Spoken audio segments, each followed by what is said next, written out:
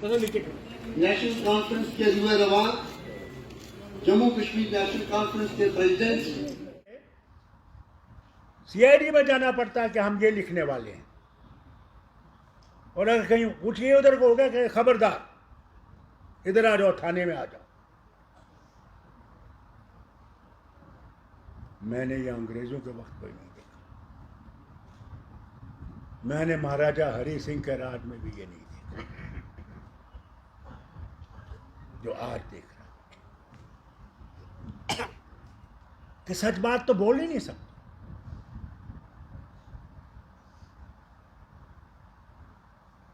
क्या चाहिए? क्या जम्मू वाले पाकिस्तानी हैं, चीनी हैं, क्या है? कुर्बानियां दी हैं यहां के लोगों ने, तब तिरंगा लहरा रहा है। मैं तो कब से तिरंगा मिट गया होता, मगर इनको इनकी कुर्बानी याद नहीं आई। इस मजदूर ने घर छोड़ के वो फैक्ट्री चलाई, कुछ पैदा कर सके, भारत का नाम ऊंचा कर सके। पेंशन फैक्ट्री आई थी, वो भी बंद, 2 बंद हो गई हैं, एक चल रही है। आपसे कहते एक चल रही है, एक चला रहे, बाकी बंद। बाकी बंद की है। इसी तरह वो आपकी वो सोइंग मशीन वगैरह बनाते, सिंगर वो अभी 100 आदमी से चला रहे हैं, 100 आदमी से, बाकी देखिए। सब गया। उनने पहले बंद कर दिया, हाँ, 11 महीने बाद हमने मुकदमा कर फिर दिया। भीलवाड़ा सबसे बड़ी फर्म, बड़ी फर्म थी। कितने ही हमारे मजदूर उससे आबाद थे। आज का ही नहीं। भारत बक्स में कम से कम 400 मजदूर था, वो भी बंद। भैया मैं आपसे एक गुजारिश करूंगा, अब पंचायत इलेक्शन आने वाले हैं,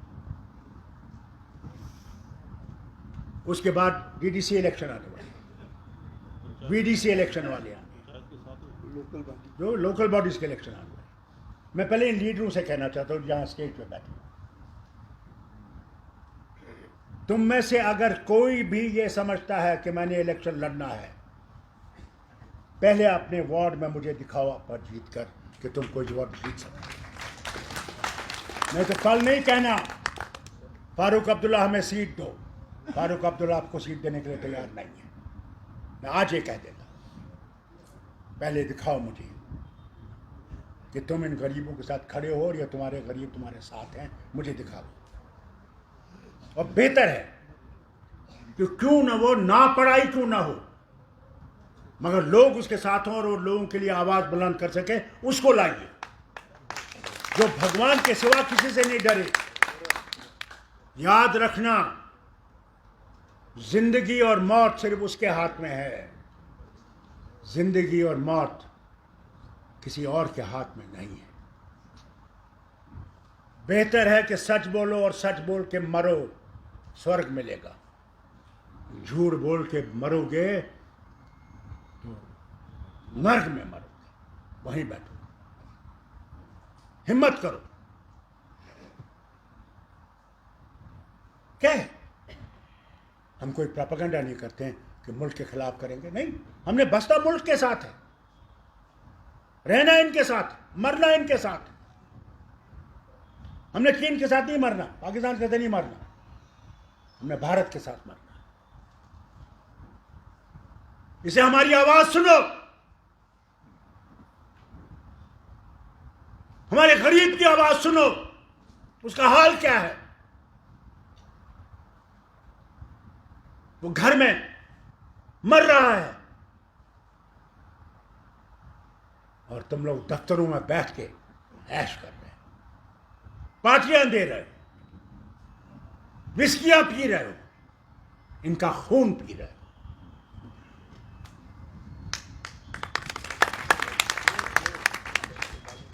हिम्मत और उस पर भरोसा, उस भगवान पे भरोसा,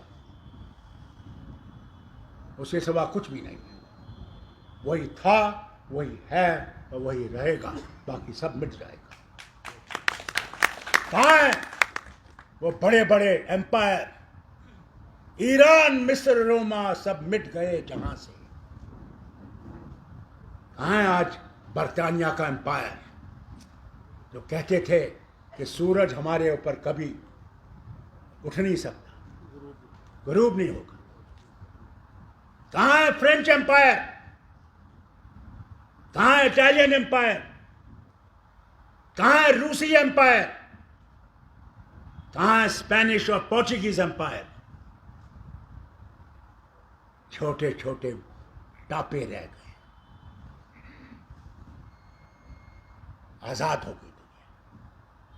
मगर अफसोस, आजाद होके हमने जो करना था वो नहीं किया, शैतान की तरफ ज्यादा गए, ईमान की तरफ कम गए। क्या है? जीना हम सब ने है। आप हिंदू हो, मुसलमान हो, सिख हो, ईसाई हो, वही खाना खाते हो, वही रोटी खाते हो, वही चावल खाते हो, वही दाल, वही मसाला, फर्क क्या है? और जब मरते हो क्या तुम दूसरी तरीके से मरते हो और दूसरा धर्म वाला दूसरी तरह से मरता है? मालिक तो वो है। किसी को फूका जाता है, किसी को जमीन में दबाया जाता है, जाना तो वही है। ये तो सब यहीं रह जाएगा, फिर डर किस बात का? इंसाफ करो, लोगों पे इंसाफ करो, इंसाफ करो, इंसाफ करो। कहीं ऐसा ना हो कि ज्वालामुखी वो फूट जाए और फिर हम बच नहीं सकेंगे। इसे धर्म की लड़ाइयां छोड़ दो, कर्म की लड़ाइयां करो। हम मंदिर और मस्जिदों की लड़ाई लड़ रहे हैं, इंसान की लड़ाई नहीं लड़ रहे, वो बेचारा बच सके। ये सोच के हम सोचें कि नहीं, प्रभु तू तो हम सबका है, तू किस शक्ल में हमको क्या पता, मगर है तो हमारा मालिक। कोई क्या आपसे कहता है कि क्यों मंदिर जाते हो? तुम्हारा रास्ता है उसको पाने के लिए जाओ। गुरुद्वारा जाते हो, तुम्हारा रास्ता है। तुम मस्जिद में जाते हो, तुम्हारा रास्ता है उसको ढूंढने के लिए। पहले अपने दिल में उसका दर्द पैदा करो कि भगवान है। हमें तो आज भी शक होता है कि भगवान है या नहीं है। जब मुसीबतें बहुत आ जाती तो इंसान उससे दूर होने लगता है, मगर वो जो मुसीबत डालता है तो तुम लोगों को उसका रास्ता दिखाने की कोशिश करता है। इधर को मुड़ो। जब आग लगती है, उस आग में वो भी मर जाता है, वो भी जल जाता है। जो भगवान को मानने वाला है वो भी जल जाता है, वो भगवान को मानने वाला नहीं। अगर हम ये समझ जाएं कि हमें उसको अपने दिल में उतारना है, जिस दिन भगवान तुम्हारे दिल में उतारेगा तुम्हें किसी के लिए नफरत नहीं होगी, कि तुम समझोगे कि इसका भी वही भगवान, कोई फर्क नहीं। अगर उसने हम लोगों को अलग अलग बनाया होता तो हिंदू की तो 5 आंखें होती, सरदार की 6 होती, मुसलमान की 8 होती, मगर नहीं, उसने हम सबको बराबर बनाया, एक जैसा बनाया। हमने फर्क शुरू करना पड़ा कि हम, ये मुसलमान है, ये हिंदू है, ये सिख है, ईसाई है, हमने करना। अगर हमने अपने दुख दर्द को दूर करना है तो इकट्ठे हो जाओ, एक मुट्ठी बन जाओ। जिस दिन एक मुट्ठी बन जाओगे उस दिन तुम्हारी ताकत बनेगी। महात्मा गांधी के पास तोपें नहीं थी, महात्मा गांधी के पास फाइटर नहीं थे, महात्मा गांधी के पास एक अज़म था कि मैंने और हमारे लोगों ने अंग्रेजों को बाहर निकालना और सबको इकट्ठे किया। कोई फर्क नहीं की तुम कौन हो, तुम क्या हो, तुम किधर से हो, तुम्हारी जबान क्या है, तुम्हारी भाषा, तुम्हारा उठर कैसा है, क्या है, कुछ नहीं। खड़े हो गए, इनकलाब जिंदाबाद। मजदूर भाइयों, जिस दिन तुम लोग इकट्ठे हो जाओगे, उस दिन मैं आपसे कहना चाहता हूं, ये जमीन कांपने लगे। अफसरों की तो बात कांपने लगेगी। आज देखो उन लड़कियों को जो जंतर मंतर में बैठी हुई हैं, क्योंकि उनकी इज्जत लूटी जा रही थी, खड़ी हो गई।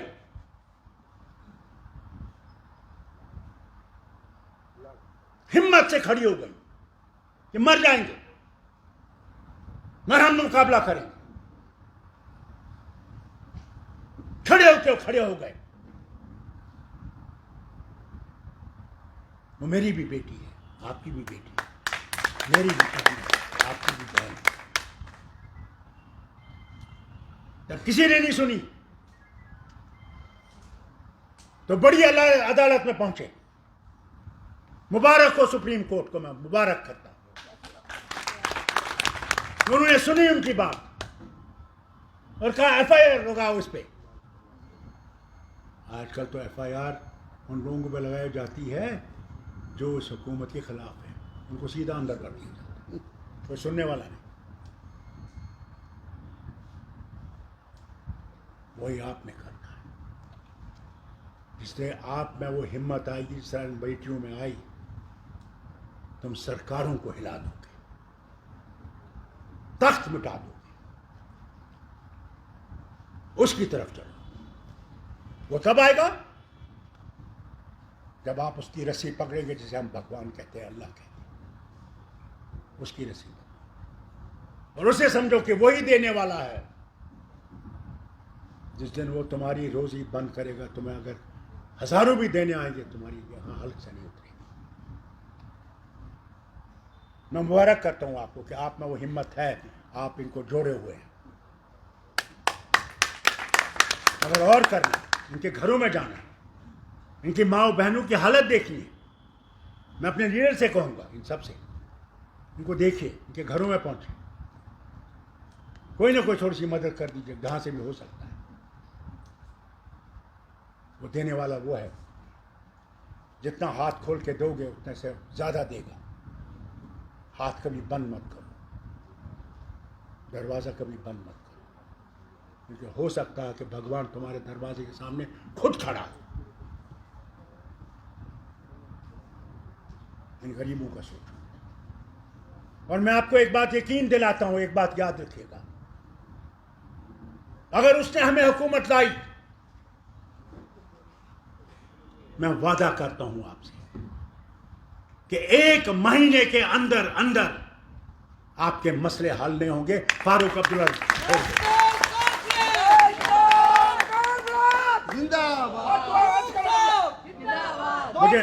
मुझे नारा नहीं चाहिए, मुझे सिर्फ अज़म चाहिए। बहुत लोग आएंगे, आपको फिसलाएंगे, आपके माँ बहनों को फिसलाएंगे, भगवान राम का लेकर वोट मांगेंगे। मैं जानता हूं, जब इलेक्शन हुए कश्मीर में और मफ्त निकला, इसके बड़े मेहरबान हैं लोग। मैं गया, रात के 12-12 बजे मैं तकरीरें करता था। मैंने देखा उनके झंडे क्या थे, वो जो इलेक्शन का सिंबल था वो नहीं था, झंडे पे अल्लाह लिखा था, झंडे पे मेरे पैगंबर रसूल का नाम लिखा था, झंडे पे कुरान रहल पे रखा हुआ था।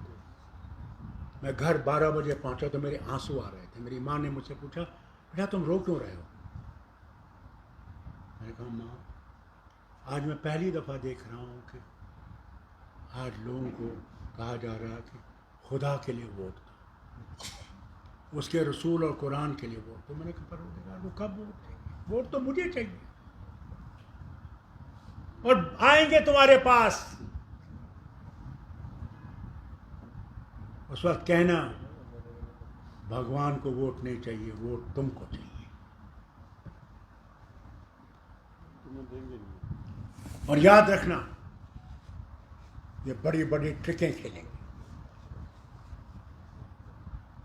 क्या क्या नहीं कहेंगे आपसे। मगर वोट यहाँ पड़ गया, उसके बाद तुम जाओ भाड़ में, हमने तो कुर्सी संभाली।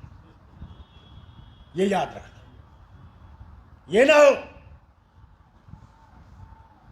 कि जब फारूक तुम्हारे सामने कल आएगा मैं कहूंगा कि नहीं मैंने तुमसे कहा था ये होगा, हमने माना नहीं। मैंने इनसे पिछले इलेक्शन में भी यही कहा, मगर लोग समझते थे नहीं ये तो लफंगा बेकार का, ऐसे बोल।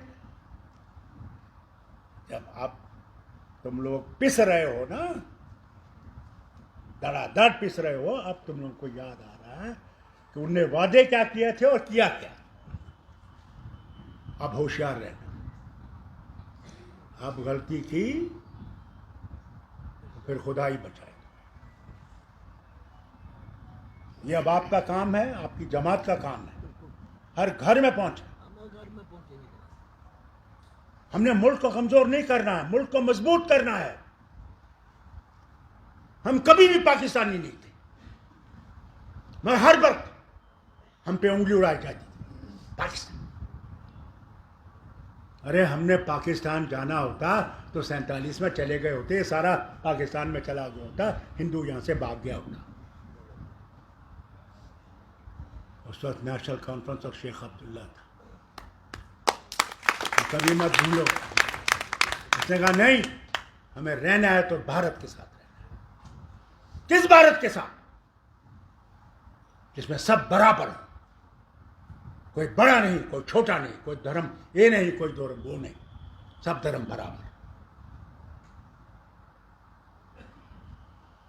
उस भारत को मनाना है,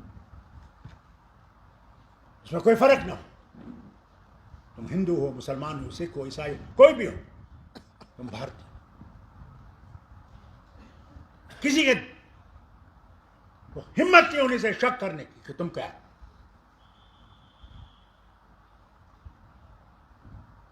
वो भारत बनाना है, उसके लिए कुर्बानियां देनी है। हाँ, उससे डरना नहीं, बस आपस में मिलाप रखें, आपस में जोड़ रखें, आपस में ताउन रखें, एक दूसरे की मदद तब बनेगा। और उसे मांगिए, प्रभु हमारे गुनाहों को माफ कर, हम इंसान हैं, हमसे गलती हो सकती है, प्रभु हमारी गलतियों को माफ कर और हमें सही रास्ता दिखा कि हम आगे चल सके, न सिर्फ रियासत को मजबूत कर सके बल्कि भारत को मजबूत कर सके। ये मांग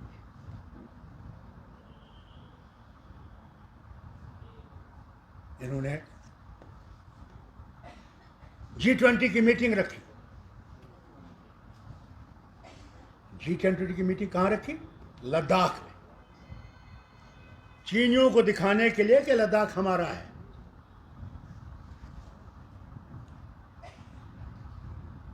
और G20 कहां रखी? कश्मीर में। वो जो जम्मू जम्मू कहने वाले थे, जम्मू में क्यों नहीं रखी? क्या जम्मू इनकी जेब में है? यहां भी तो लाते उनको, ये भी तो देखते हमारे लोगों का हाल क्या है। आपकी स्मार्ट सिटी भी देख लेते, थोड़ा सा रघुनाथ मंदिर के भी दर्शन कर लेते तो क्या हो जाता।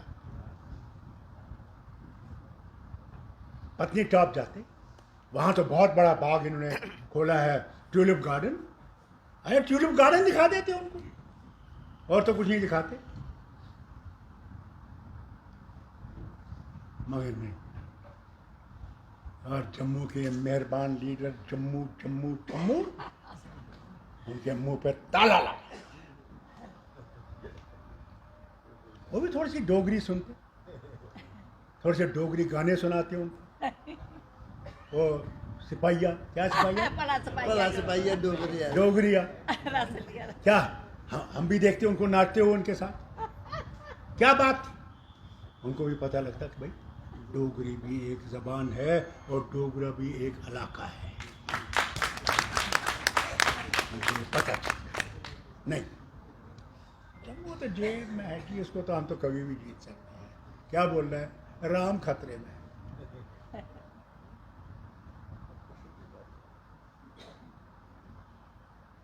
ये याद रखना, भगवान खतरे में नहीं है, इंसान खतरे में है। हमारा किसान खतरे में है, हमारा मजदूर खतरे में है, हमारा बेटा और बेटी पढ़े लिखे बेकार पड़े हुए हैं। ये मैं तो यही प्रार्थना करता हूं कि प्रभु हम लोगों को इन मुश्किल से निकाले, आप लोगों के लिए अच्छे दिन लाए, जैसे कि आप लोग तरक्की करते, आपके घर आबाद में से कमाल देखिए, आपसे तकरीर करते करते मेरा जुकाम ही गायब होने लगा है। कमाल जो खुदा की कसम है, आप ईमानदारी से कहते हैं, मुझे लगता है कि मेरा जुकाम खत्म हो गया। सारी लेबर आपको दुआ देती है। मैं तो जनाब अभी जहाज पे चढ़ूंगा का जिंदाबाद। बहुत बहुत शुक्रिया आपका।